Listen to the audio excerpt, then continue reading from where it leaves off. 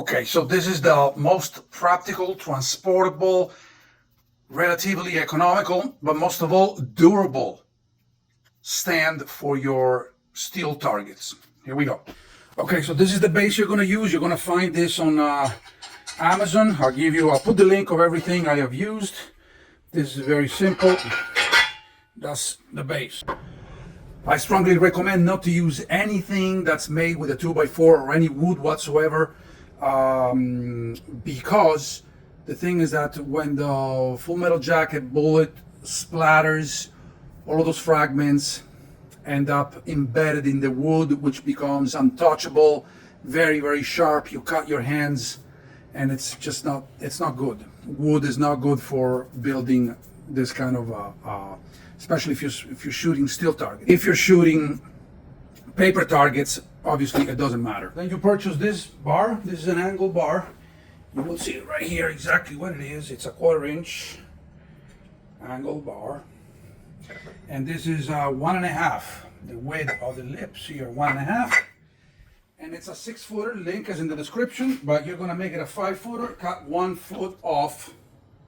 Then you're going to drill a hole, this hole right here at 45. This is the most difficult part because you have to, secure this angle exactly at 45 degrees, something like this, right? And there's the hole at 45 degrees. And this hole is a 1532. There you go. 1532 hole, okay? Now, when you start this hole, this is the most complicated part. Everything else is super easy. When you start the hole, don't mark this right in the center. In other words, stay I marked it in the center, but this is what happened. You see, over here, I basically drilled a little bit out, a little bit of the steel. So that's because I marked it in the center. That was my mistake. I should have marked it instead of the 3/4 inch right in the middle. I should have marked it maybe a 16 over. So I just want to give you a tip on how to start a hole at 45 degrees. It's not as straightforward. So you're going to grab the bar, and as I said before, you're going to mark it a little bit over, not exactly in the center. So maybe somewhere around here. You mark it with the center punch, and then with a 3/16, you're going to do the whole 90 degrees like this. Same thing on the other side, obviously, right? In the same spot where you marked off, whatever you measure from here to here, you're going to duplicate the same thing. Once you mark the 2 holes, okay, that are 90 degrees, now the big drill has something to grasp on. Okay, now when you put it at 45, the center of your big bit, which won't be the final bit. Of course, you're going to go with an intermediate bit and then the final bit, but then it will have something to grasp on. Otherwise, it's just going to keep on slipping, and it's not going to want to drill. It's not going to work. So, and then you go very, very slowly with the hand drill. If you only have the hand drill, if you have obviously a drill press, even better.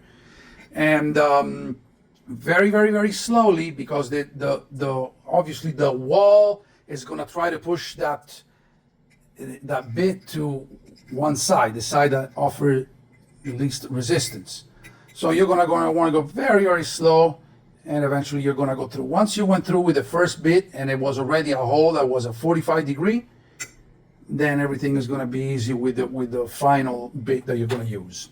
Okay, then with a piece of 2x4, you make this wedge, and the measurements are 5 inches this way, 3 inches from here to here, and 1 1/8 thickness. Okay, the wedge goes right in there. Okay, so then you grab your 5-footer upright, and you slip it right in like this.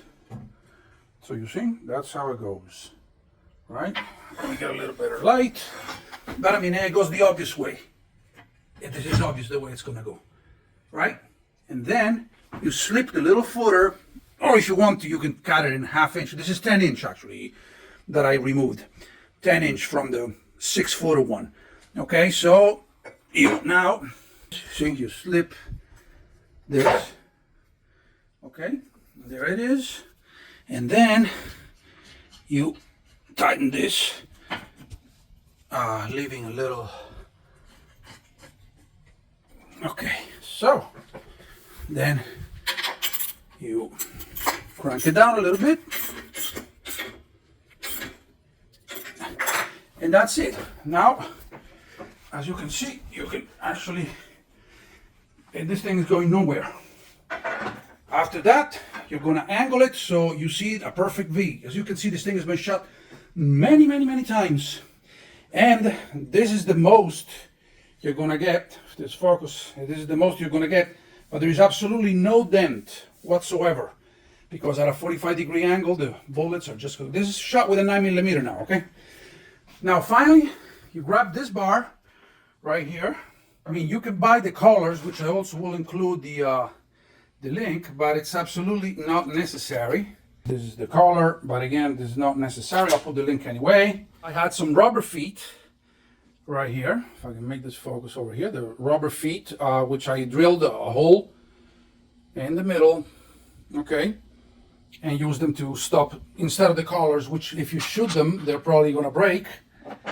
These are, 15 cents each. Okay, so these rubber spacers is the only thing in the entire stand that eventually you have to replace.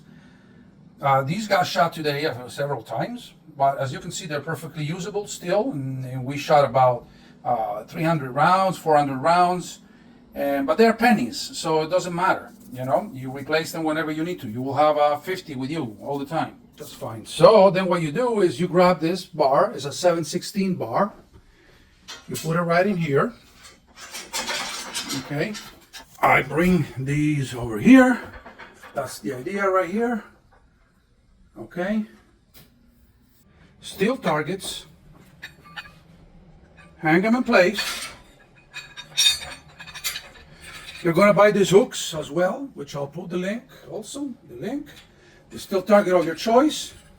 And you're going to put right now, I'm just going to put one of these just to give you the idea, but you're going to put a rubber spacer just like this with a hole in the center. But the idea is that you have something over here, to stop the target from moving, obviously. Target is not going to go anywhere. You hang one here and you hang one here. Let's do it maybe with this. Okay, so you get the picture, right? Here it is. Okay, so this is the idea. You understand where I'm going with this, and this is very, very solid. As you can see, many shots were shot on this system. The bar was hit a couple of times. Nothing happens because it's the bullet just skids. Same thing for the bar. The base gets splattered, but nothing happens to it. Guys, this is very durable, stable, and very easy to mount and very easy to transport. That's the end of that.